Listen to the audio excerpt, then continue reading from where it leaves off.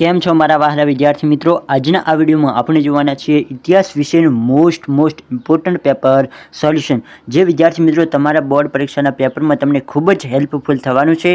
તો ખાસ વિદ્યાર્થી મિત્રો તમારે આ વિડીયોને અંત સુધી જોવાનો છે, કારણ કે વિદ્યાર્થી મિત્રો તમારા પેપરમાં આમાંથી ઘણા પ્રશ્નો બેઠા તમને જોવા મળી જવાના છે. તો હું તમને અહીં સંપૂર્ણ આ પેપરનું સોલ્યુશન આપવાનો છું, તો તમારા દરેક પ્રશ્નોને પાકા કરી લેવાના છે.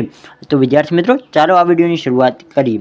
સૌપ્રથમ વિદ્યાર્થી મિત્રો વિભાગ એ થી આપણે શરૂઆત કરીએ તો વિભાગ એ તમને ટોટલ 20 ગુણનો જોવા મળે છે, અને વિભાગ એ માં વિદ્યાર્થી મિત્રો તમે રોકડા ગુણ મેળવી શકો છો. બીજા કોઈ પણ વિભાગ હોય તો તમે તેમાં ગુણ કપાવવાની શક્યતા રહેતી હોય છે, પરંતુ વિભાગ એ એક એવો વિભાગ છે જેમાં તમે જવાબ તમને સાચો ખબર હોય તો એ લખો એટલે તમને 1 ગુણ મળી જ જાય. પછી તમારું કોઈ અડધો ગુણ કાપી જ ના શકે, એમાં તમે સાચો જવાબ લખો એટલે તમને 1 ગુણ મળી જાય. બીજા કોઈ પ્રશ્નમાં તમે સરખી રીતે ના લખ્યું હોય તો એનો અડધો ગુણ કપાય, પરંતુ અહીં તમને 4 ઓપ્શન આપવામાં આવે તેમાંથી કોઈ પણ તમને ખબર હોય કે આ સાચો વિકલ્પ છે તો એ સાચા વિકલ્પના તમને ગુણ મળી જ જાય. હવે વિદ્યાર્થી મિત્રો પ્રશ્ન નંબર 1 થી આપણે શરૂઆત કરીએ. જો તમને પ્રશ્નોના જવાબ આવડતા હોય તો તમે પહેલેથી કમેન્ટ બોક્સમાં મને જણાવી શકો છો. ગાંધીજીનો અક્ષરદેહ પ્રકાશિત કરનાર પ્રકાશક જણાવો. જવાબ આવડતો હોય તો વિદ્યાર્થી મિત્રો ફટાફટ કમેન્ટ બોક્સમાં લખી શકો છો. ગાંધીજીનો અક્ષરદેહ પ્રકાશિત કરનાર પ્રકાશક કોણ છે? તો નવજીવન પ્રકાશન. વિદ્યાર્થી મિત્રો ખાસ યાદ રાખજો, મોસ્ટ ઇમ્પોર્ટન્ટ પ્રશ્ન છે. વાત કરીએ પ્રશ્ન નંબર 2 વિદ્યાર્થી મિત્રો કે સુરેન્દ્રનાથ સેને મહાવિદ્રોહ અંગે કયું પુસ્તક લખ્યું હતું? તો વિદ્યાર્થી મિત્રો સુરેન્દ્રનાથ સેને મહાવિદ્રોહ વિશે કયું પુસ્તક લખ્યું હતું? તો વિદ્યાર્થી મિત્રો જવાબ આવડતો હોય તો ફટાફટ કોમેન્ટ બોક્સમાં લખો. આ પણ એક ખૂબ જ અગત્યનો પ્રશ્ન છે વિદ્યાર્થી મિત્રો.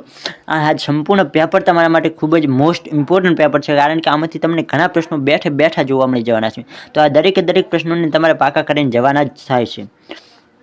તો સુરેન્દ્રનાથ સેને મહાવિદ્રોહ અંગે કયું પુસ્તક લખ્યું? તો કે 1857 નામનું પુસ્તક. વિદ્યાર્થી મિત્રો ખાસ યાદ રાખજો, 1857 નામનું પુસ્તક સુરેન્દ્રનાથ સેને મહાવિદ્રોહ અંગે લખ્યું હતું. હવે વાત કરીએ વિદ્યાર્થી મિત્રો પ્રશ્ન નંબર 3, ખૂબ જ ઇમ્પોર્ટન્ટ અને દરેકને આવડે એવો જવાબ છે. આ પ્રશ્નનો જવાબ તો હું તમને ન જણાવું તો પણ ચાલે. વિદ્યાર્થી મિત્રો પ્લાસીનું યુદ્ધ ક્યારે થયું? જ્યારથી આપણે સામાજિક વિજ્ઞાન ભણવાનું શરૂ કર્યું ત્યારથી તમને આ ક્યાંક ને ક્યાંક તો જોવા મળ્યું જ હશે. આપણે ધોરણ 12 ઇતિહાસમાં ભણીએ તો પણ તમને પ્લાસીનું યુદ્ધ તો જોવા મળે જ છે. એટલે વિદ્યાર્થી મિત્રો આ પ્રશ્ન તો ખૂબ જ અગત્યનો છે. તેમજ વિદ્યાર્થી મિત્રો આ તમને ઘણીવાર તમે આ પ્રશ્નને ભણી ચૂક્યા છો, તો આ પ્રશ્નનો જવાબ તો બહુ જ સરળ છે અને તમને આવડવો જ જોઈએ. જો તમને આવા પ્રશ્નોના જવાબ પણ ના આવડતા હોય તો વિદ્યાર્થી મિત્રો તમારે ખૂબ જ તૈયારી કરવાની જરૂર છે. વિદ્યાર્થી મિત્રો બહુ જ સારી રીતે તમારી તૈયારી કરવાની જરૂર છે, કારણ કે આવા સરળ પ્રશ્નોના જવાબ તો તમને આવડવા જ જોઈએ. આ પણ એક ખૂબ જ ઇમ્પોર્ટન્ટ પ્રશ્ન છે. તો વિદ્યાર્થી મિત્રો પ્લાસીનું યુદ્ધ હવે યાદ રાખી લેજો. હજી ના આવડતો હોય તો કહું છું યાદ રાખી લેજો. પ્લાસીનું યુદ્ધ ક્યારે થયું? તો કે ઈસવીસન 1757. વિદ્યાર્થી મિત્રો 1757 તો કયું યુદ્ધ? 1757 તો પ્લાસીનું યુદ્ધ. મરાઠી સત્તામાં સર્વપ્રથમ પેશવા કોણ હતા? વિદ્યાર્થી મિત્રો બોર્ડમાં પૂછાઈ ગયેલો પ્રશ્ન છે અને આ વખતે પણ શક્યતા છે તો બોર્ડમાં પૂછાયેલો પ્રશ્ન છે. તો મરાઠી સત્તામાં સર્વપ્રથમ પેશવા કોણ હતા? તો બાલાજી વિશ્વનાથ. વિદ્યાર્થી મિત્રો ખાસ યાદ રાખજો. આગળ વાત કરીએ વિદ્યાર્થી મિત્રો પ્રશ્ન નંબર 5 કે બક્સરના યુદ્ધ સમયે બંગાળનો નવાબ કોણ હતો? તો બક્સરના યુદ્ધ સમયે બંગાળનો નવાબ કોણ હતો? તો કે મીર કાસિમ. વિદ્યાર્થી મિત્રો ખાસ યાદ રાખજો, આવા પ્રશ્નો ઘણીવાર પૂછાઈ જતા હોય છે. તો બક્સરના યુદ્ધ સમયે બંગાળનો નવાબ પૂછવામાં આવે તો મીર કાસિમ યાદ રાખવાનું છે. અહીં તમને કન્ફ્યુઝ કરે એવા પણ તમને વિકલ્પો આપવામાં આવે છે, મીર જાફર અને મીર કાસિમ. આમાં કન્ફ્યુઝ નહીં થવાનું વિદ્યાર્થી મિત્રો, તમારે સાચા જવાબને જ લખીને આવવાનું છે. બાકી તમારે અચાનક તમે ડાયરેક્ટ પહેલો વિકલ્પ વાંચી નાખશો અને ડાયરેક્ટ પહેલા વિકલ્પને લખી નાખવાનું, એવું ઉતાવળ કરવાની નથી વિદ્યાર્થી મિત્રો. ખાસ 4 વિકલ્પોને ધ્યાનપૂર્વક જોવાના છે, ત્યારબાદ જ જવાબ લખવાનો છે. પ્રશ્ન નંબર 6 છે ફ્રેન્ચ ઈસ્ટ ઇન્ડિયા કંપનીની સ્થાપના ક્યારે થઈ હતી? તો ફ્રેન્ચ ઈસ્ટ ઇન્ડિયા કંપનીની સ્થાપના ક્યારે થઈ? આ પણ એક વિદ્યાર્થી મિત્રો ખૂબ જ અગત્યપૂર્ણ પ્રશ્ન છે અને બોર્ડમાં પૂછાયેલો પ્રશ્ન છે. તો વિદ્યાર્થી મિત્રો ફ્રેન્ચ ઈસ્ટ ઇન્ડિયા કંપનીની સ્થાપના 1664માં થઈ હતી. આવી ગયો ફરી વિદ્યાર્થી મિત્રો મોસ્ટ ઇમ્પોર્ટન્ટ પ્રશ્ન, રેગ્યુલેટિંગ એક્ટ ક્યારે અમલમાં આવ્યો? ફટાફટ વિદ્યાર્થી મિત્રો જવાબ કોમેન્ટ બોક્સમાં લખો. એટલે ઘણા તો દરેક વિદ્યાર્થીઓએ જવાબને આવડવો જ જોઈએ. બહુ જ સરળ છે વિદ્યાર્થી મિત્રો જવાબ. તો રેગ્યુલેટિંગ એક્ટ ક્યારે કઢાયો? તો કે 1773માં. વાત કરીએ પ્રશ્ન નંબર 8 કે કયો ગવર્નર જનરલ ભારતમાં પોલીસ તંત્ર શરૂ કરનાર ગણાય છે? ખૂબ જ ઇમ્પોર્ટન્ટ પ્રશ્ન છે વિદ્યાર્થી મિત્રો, બોર્ડમાં પૂછાઈ ગયેલો પ્રશ્ન છે. તો તમારે ફટાફટ જવાબ લખવાનો છે. કયો ગવર્નર જનરલ ભારતમાં પોલીસ તંત્ર શરૂ કરનાર ગણાય છે? તો જવાબ શું આવશે? તો કે કોર્નવોલિસ. વિદ્યાર્થી મિત્રો ખાસ યાદ રાખજો. રાણી લક્ષ્મીબાઈ કયા રાજ્યના રાણી હતા? વિદ્યાર્થી મિત્રો રાણી લક્ષ્મીબાઈ કયા રાજ્યના રાણી હતા? તો રાણી લક્ષ્મીબાઈ, આ તો સરળ છે વિદ્યાર્થી મિત્રો, તમને ખબર જ હોય. તમે રાણી લક્ષ્મીબાઈ અને ઝાંસીનું તમે ક્યાંક ને ક્યાંક તો સાંભળ્યું હોય, તમે વાંચ્યું ના હોય તો ક્યાંક ને ક્યાંક સાંભળ્યું જ હોય. તમે આવડા મોટા થયા હોય ને તો તમે રાણી લક્ષ્મીબાઈ ક્યાંના રાજ્યના રાણી હતા? તો કે ઝાંસી ના. પછી છે પ્રશ્ન નંબર 10 કે પેશવા બાજીરાવ બીજાનો દત્તક પુત્ર કોણ હતો? પેશવા બાજીરાવ બીજાનો દત્તક પુત્ર કોણ હતો? વિદ્યાર્થી મિત્રો જવાબ આવડતો તો ફટાફટ કોમેન્ટ બોક્સમાં જણાવો. હજી વિકલ્પો મેં તમારી સમક્ષ લાવ્યા નથી. જો જવાબ આવડતો તો તમે ખૂબ જ સારી તૈયારી કહેવાય, કારણ કે વગર વિકલ્પો જો તમે જવાબ આપી શકો ને તો તમારી ખૂબ સારી તૈયારી કહી શકાય. શું જવાબ આવશે? નાના સાહેબ. પછી છે પ્રશ્ન નંબર 11 કે ઢાકાનું કયું વસ્ત્ર વિશ્વવિખ્યાત હતું? તો ઢાકાનું કયું વસ્ત્ર? તો કે મલમલ જે વસ્ત્ર છે ને તે વિશ્વવિખ્યાત હતું. વિદ્યાર્થી મિત્રો ખાસ યાદ રાખજો. પ્રશ્ન નંબર 12 નાગપુરનું રેશમ શાના માટે જાણીતું હતું? નાગપુરનું રેશમ શાના માટે જાણીતું હતું? વિદ્યાર્થી મિત્રો તો કે નાગપુરનું રેશમ શાના માટે જાણીતું હતું? તો કે બોર્ડર માટે. અને વિદ્યાર્થી મિત્રો તમારા માટે એક ઇમ્પોર્ટન્ટ પ્રશ્ન હું તમને એમને આપું છું ફ્રીમાં. અહીં નાગપુરની જગ્યાએ જો અમદાવાદનું હોય તો કયો જવાબ આવડે? જે વિદ્યાર્થીઓ હોશિયાર હશે એમને જ આ પ્રશ્નનો જવાબ આવડતો હશે. તો આ પ્રશ્નનો જવાબ હું તમને જણાવીશ નહીં, તમારે કોમેન્ટ બોક્સમાં લખવાનો છે. અમદાવાદ શેના માટે જાણીતું હતું? કયા રેશમ માટે જાણીતું હતું? વિદ્યાર્થી મિત્રો એવો પ્રશ્ન પૂછાય તો તમારે જવાબ શું આવે તે તમારે કોમેન્ટ બોક્સમાં લખવાનો છે. પછી છે વિદ્યાર્થી મિત્રો પ્રશ્ન 13 કે રામકૃષ્ણ મિશનની સ્થાપના કોણે કરી હતી? રામકૃષ્ણ મિશનની સ્થાપના કોણે કરી? વિદ્યાર્થી મિત્રો તો રામકૃષ્ણ મિશનની સ્થાપના સ્વામી વિવેકાનંદે કરી હતી. પ્રશ્ન 14 સતી પ્રથા ઉપર પ્રતિબંધ મૂકતો કાયદો કોણે કર્યો હતો? સતી પ્રથા ઉપર પ્રતિબંધ મૂકતો કાયદો કોણે કર્યો? તો કે વિલિયમ બેન્ટિંકે. પછી છે પ્રશ્ન 15 કે સ્વરાજ મારો જન્મસિદ્ધ અધિકાર છે એ સૂત્ર કોણે આપ્યું છે? તો કે સ્વરાજ મારો જન્મસિદ્ધ અધિકાર છે બાળ ગંગાધર ટિળકે આ સૂત્ર આપ્યું છે. ખાસ યાદ રાખજો વિદ્યાર્થી મિત્રો. પછી છે પ્રશ્ન નંબર 16 કે લંડનમાં ઇન્ડિયન હોમ રૂલ સોસાયટીની સ્થાપના કોણે કરી હતી? તો લંડનમાં ઇન્ડિયન હોમ રૂલ સોસાયટીની સ્થાપના કોણે કરી? તો કે શ્યામજી કૃષ્ણ વર્માએ સ્થાપના કરી હતી. પ્રશ્ન નંબર 17 કે ભારતે પ્રથમ અણુ ધડાકો કયા સ્થળે કર્યો હતો? વિદ્યાર્થી મિત્રો જવાબ આવતો તો ફટાફટ કોમેન્ટ બોક્સમાં જણાવી શકો છો.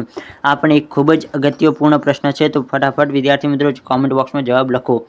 શું જવાબ આવશે? તો કે પોખરણમાં ભારતે સર્વપ્રથમ અણુ ધડાકો કર્યો હતો. કઈ પંચવર્ષીય યોજના 1 વર્ષ પહેલી સમાપ્ત કરી દેવામાં આવી હતી? તો કઈ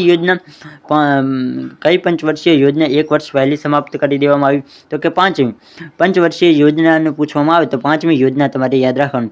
જો તમે બંનેમાં પંચ છે તો યાદ રાખી લેવાનું. કઈ પંચવર્ષીય યોજના 1 વર્ષ પહેલી પૂછવામાં આવે તો વિદ્યાર્થી મિત્રો આ જવાબ આવશે. જો કોઈ બીજો પ્રશ્ન પૂછવામાં આવે તો તમારે ધ્યાનપૂર્વક જોઈને જ જવાબ લખવાનો થાય છે. પ્રશ્ન 19 કે ઉદ્યોગીકરણની શરૂઆત કયા દેશમાં થઈ હતી? તો કે ઉદ્યોગીકરણની શરૂઆત કયા દેશમાં થઈ હતી? તો કે ઇંગ્લેન્ડ દેશમાંથી. પ્રશ્ન નંબર 20 ટેલિફોનની શોધ ક્યારે થઈ? વિદ્યાર્થી મિત્રો ખૂબ જ ઇમ્પોર્ટન્ટ પ્રશ્ન છે. તો ટેલિફોનની શોધ ક્યારે થઈ? તો કે 1876માં. ખાસ યાદ રાખી લેજો વિદ્યાર્થી મિત્રો, બોર્ડમાં પૂછાયેલો પ્રશ્ન છે.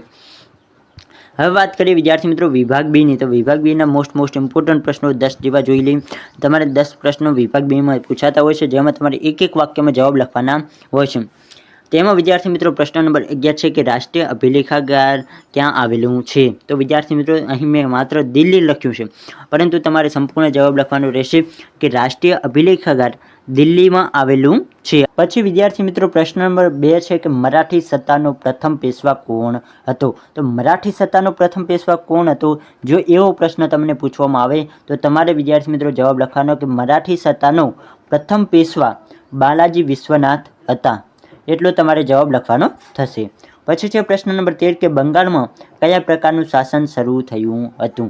તો કે બંગાળમાં દ્વિમુખી શાસન પદ્ધતિ શરૂ થઈ હતી, પરંતુ ક્યારથી? તો કે બક્સરના યુદ્ધ પછી. તમારે સંપૂર્ણ જવાબ લખવાનો કે બંગાળમાં દ્વિમુખી શાસન પદ્ધતિ બક્સરના યુદ્ધ પછી શરૂ થઈ હતી. પછી છે વિદ્યાર્થી મિત્રો પ્રશ્ન નંબર 4 કે રેગ્યુલેટિંગ એક્ટ ક્યારે ઘડાયું હતું? ખૂબ જ ઇમ્પોર્ટન્ટ પ્રશ્ન છે વિદ્યાર્થી મિત્રો. મેં તમને એકવાર વિકલ્પોમાં પણ આ પ્રશ્ન આપી દીધો છે. તો રેગ્યુલેટિંગ એક્ટ ક્યારે ઘડાયો? તો કે રેગ્યુલેટિંગ એક્ટ 1773માં ઘડાયો હતો. ખાસ યાદ રાખજો વિદ્યાર્થી મિત્રો, આવા પ્રશ્નો પૂછાઈ જતા હોય છે.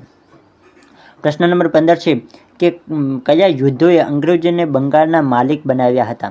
તો કયા યુદ્ધોએ અંગ્રેજોને બંગાળના માલિક બનાવ્યા? જો એવો પ્રશ્ન તમને પૂછવામાં આવે તો તમારે લખવાનું કે પ્લાસીનું યુદ્ધ અને બીજું કયું? તો કે બક્સરના યુદ્ધે અંગ્રેજોને બંગાળના માલિક બનાવ્યા હતા.